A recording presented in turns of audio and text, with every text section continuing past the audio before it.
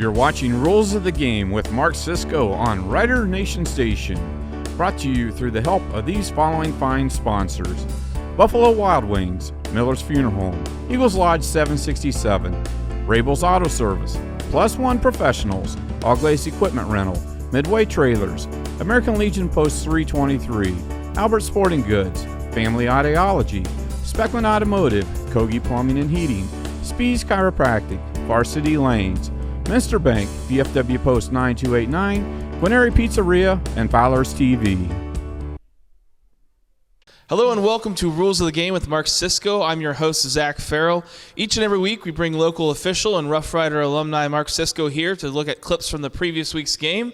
Mark, thanks for joining me again. Jack, it's always a pleasure to be here, Zach. Mark, we're going into the second round of the playoffs, second week of the playoffs. First week, our Rough Riders got a big win, and I know that you're going to be officiating games throughout the playoffs and into the state championship. Anything exciting happen in your game? Well, it was a pretty good game. It was ended up 28-14. It was 28-0 at one point. We had an unusual play that you don't see very often. We had a punt. The kicking team punted it away, and after the catch and during the return, we had a block in the back on the return team, which you see quite a bit. And then we also had a personal foul on the kicking team. It turned out to be a blindside block during that live ball period. And then after the play was over, we have a third flag for a dead ball, a late hit, personal foul as well. So, at that point, everybody's confused. What do we do? What's going on? Blah, yeah. blah, blah. So we come down and we sort it out. And the options are, actually, the team the receiving team has an option because they have the ball, all right? So in order for them to keep the ball, they have to decline the kicking team's blindside block. Right. All right? Which would mean then that we would go back 10 yards from the spot of the receiving team's block in the back, all right? Go back 10 yards.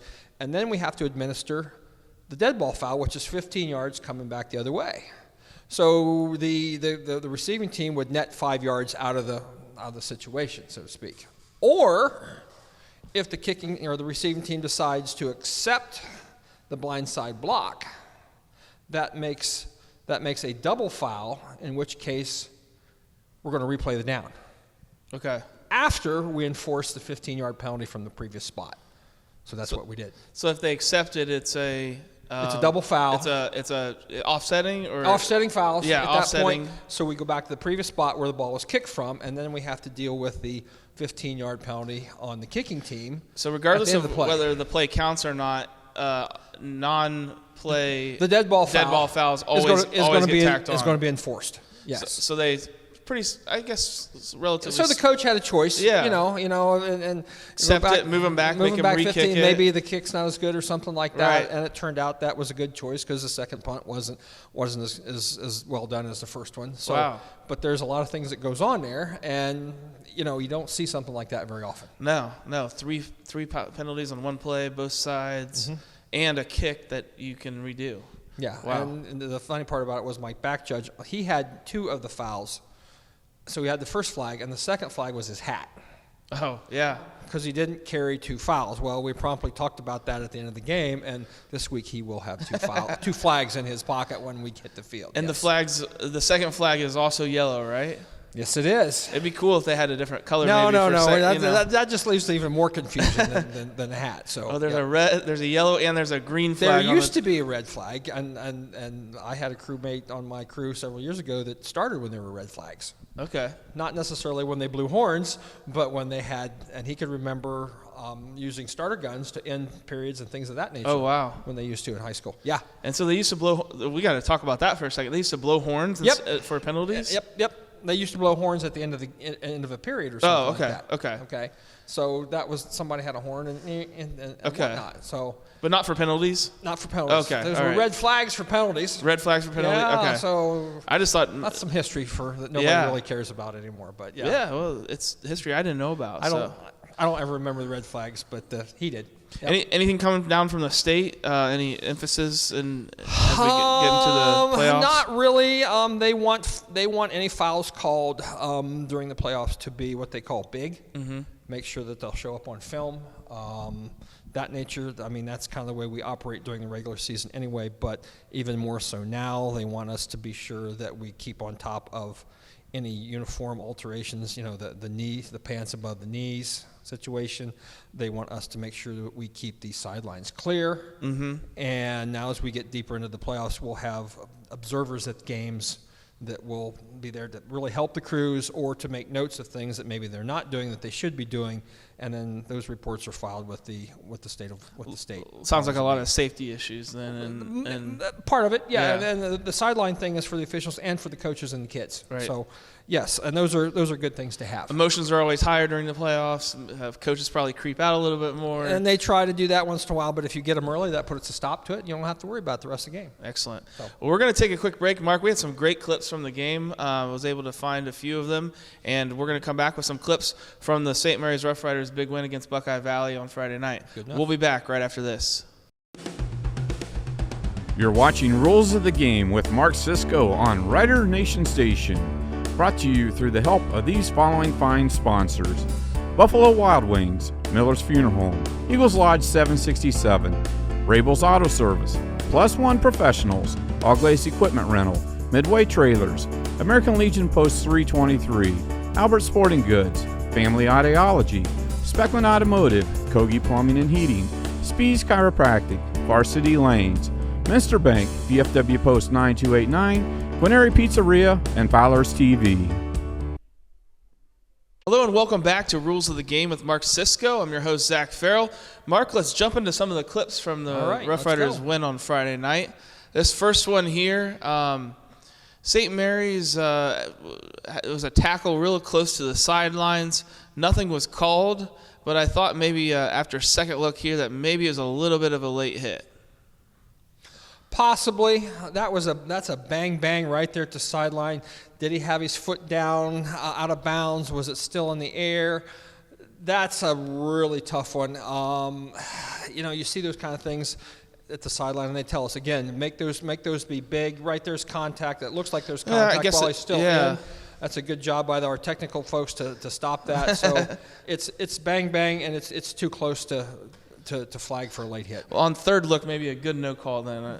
But yes, looks like it. Yep. In real time, it definitely seemed a little bit further out of bounds than maybe it actually was slowed down. So this was interesting.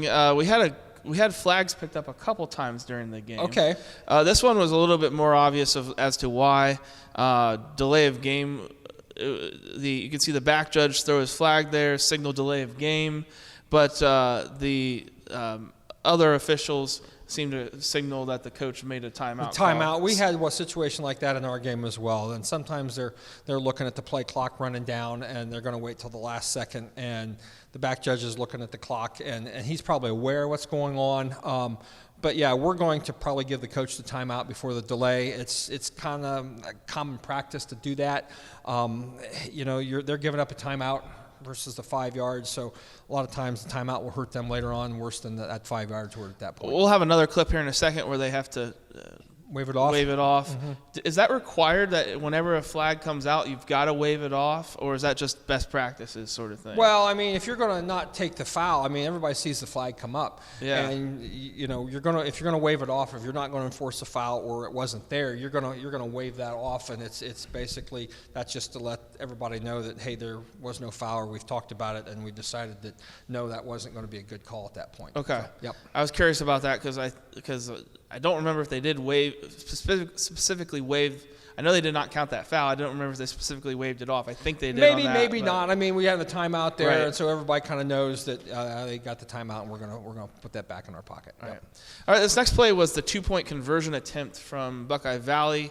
They threw a fade to the left side, one-on-one coverage over there, and some Buckeye Valley fans thought it should have been pass interference. Just wanted to get your opinion on it.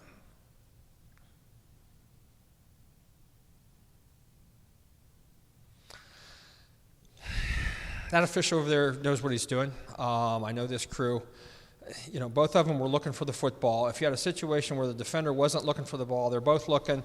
They each have their arms on one another. So if you flag something here, who are you going to flag? Now, if the defender is holding on to the receiver's arm, definitely, and it's possible, looking where the receiver goes up just with one arm, so that makes it look kind of bad. But was he really? I mean, the back judge is he's standing there in the goalpost. He's gonna look that way as well. He's got to look, and the line judge or the linesman is standing right there.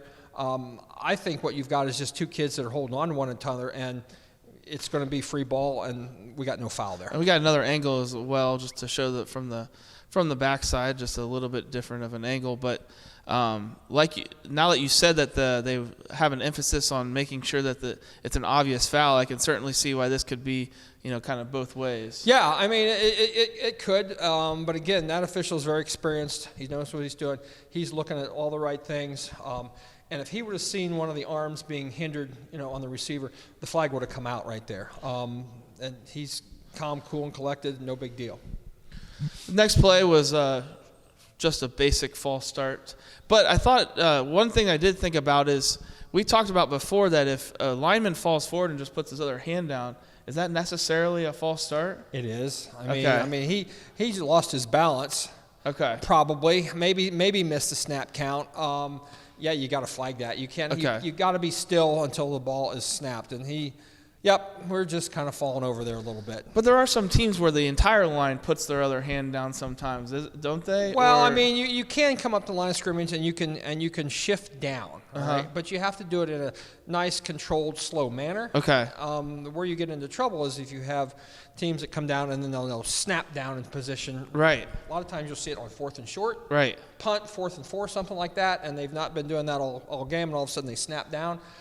We've been told, and of course when that happens, the defense comes across the neutral zone. Yeah. Well, we've been told that's going to be a false start on the offense. Okay. Because they know what they're doing, and what they're trying to do is draw somebody offside. Okay. So. All right, and that's obviously a subjective call that you guys have to make. It is, and it's pretty obvious when it's a false start sort of. That's hitch. why we asked the coach before the game, Coach, do you anything unusual that would cause us concern? No, we don't do anything. We just line up and play football. Well, until they do something like that. Gotcha. So, yep. Next play here was just a face mask. But what I thought was interesting, Mark, was watching this back.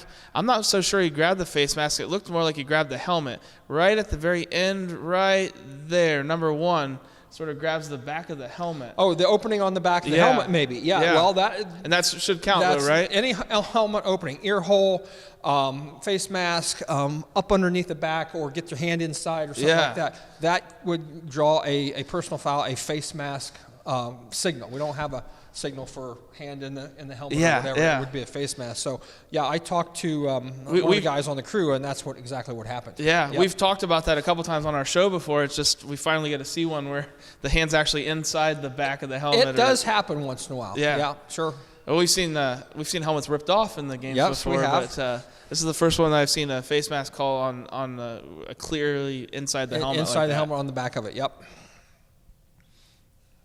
All right, Mark, well, I talked about it, but this was the flag picked up. And the flag comes from the official there in the middle of the umpire. The linebackers. I can't tell for sure, but I think he was calling a legal men downfield. There's a screen pass. He was. Okay. He was calling that. That's exactly what he had. Now, let's go back and let's see if we can see the play again. So it's important where the linemen are when the ball is released by the passer. Mm-hmm. So ding, ding, ding, ding, ding, and boom, almost there. So now, were they more than 2 yards downfield? I think they probably were, and I think that was probably a good call. He got taken off of this call by another official who was positive that the ball was caught behind the line of scrimmage. Now, can we see that one more time? Because I haven't seen. So the line of scrimmage is looks like the 31. Yes. So if the ball's caught basically at the 31 or behind, we're in good shape. So ball is caught. Whoa. At the 30, 29 and a half. So technically, was the ball beyond the line of scrimmage when it was caught? Probably. But you're told not to split hairs here. Can we go back? Actually, I think so. The ball's actually on the 20. Oh, I'm sorry, 26. 26, yeah. 26, okay, yep. And I think it's actually caught more on the 25, but let's double check that. Yeah, so ball's loose, and ball is, yeah. So So the head linesman over there was perfectly correct. They had some discussion over this during the game. Yeah. And it turns out, me seeing this for the first time, that he was correct. So Yeah. basically, that's like a screen pass. So we're gonna give him a little grace there. Yeah. I mean, he's got a foot at the 26 and one on the 25. Where's the ball? You're not splitting hairs, so it's a good no call. So Yeah. they were right to pick it up. Okay. And as a lineman, I always wanted a little bit of grace about how far I could get downfield on a. Well, then you must have threw it more than when I played, because we never threw it at all. Yeah. So. The Fry playbook, I think, uses the screen a little bit more than the Bachman did. This is just another view of it, Mark, from the backside. Yeah, and it's going to be really tough to tell. Yeah. Now, the linemen, were they downfield more than 2 yards when the ball was released? Yes, they were, definitely. But if the pass is behind the line of scrimmage, it's okay. Behind the line of scrimmage, then it's basically a screen pass, and you've got no worries there. Okay. Good job. Yeah. Good job. I just included that other angle just in case there was something else besides that Sure. that I wasn't seeing. So, this is an interesting play here. This is the very end of the half, and it looked like a sack, but under further review, I don't think the quarterback ever touched the ground. But it was blown dead. So you have a question as to whether, it could have been, Forward progress stopped right there. Yeah. That's what they're looking at right there. You can see, though, he stays on his feet and he rolls over the defender. From the back angle, I think we got a better view here if we look at the other angle. Yeah. I kind of was wondering during the game, in real time, I saw him sort of roll over the defender, it looked like to me. But you can see, I never see his knee touch the ground. That's I never a good see his point. back touch the ground. That's a good point. In theory, he's not down, but they probably ruled, forward progress because he's taken to the ground, so to speak, right there. That's kind of different than when a running back's going forward and his momentum is still going forward. He was kind of not going forward at that point. He still technically may have been live, but the forward progress was stopped. Yeah, and he was pretty tackled up. Yeah, pretty much. 2 guys on him. So, yeah. Last play, Mark, was one of the. There weren't too many penalties in the game, but this was one of them. This was a taunting call. So you see they score a touchdown there, and he sort of walks over the defender and. Oh yeah. That's going to draw a flag every time. Now, when I saw it live, I thought, he wasn't actually like making any motions or doing that. Yeah, but he just started walking. But then after I see it again, he pretty much walks directly out at him. And they would have said something and everything else. So yeah, that's a good foul. Now, where did they enforce it? That was enforced on the kickoff. Kickoff, yeah. Which was interesting because Buckeye Valley had been going for 2. Sure. And so I thought we might take it on the extra point to force them into a much harder 2-point conversion. Was that towards attempt. the end of the game? Or No, that was in the third quarter. Yeah, okay. It was towards the end of the game. Yeah. Yeah. So the options, you got the options. Take it on the try or on the succeeding kickoff. So.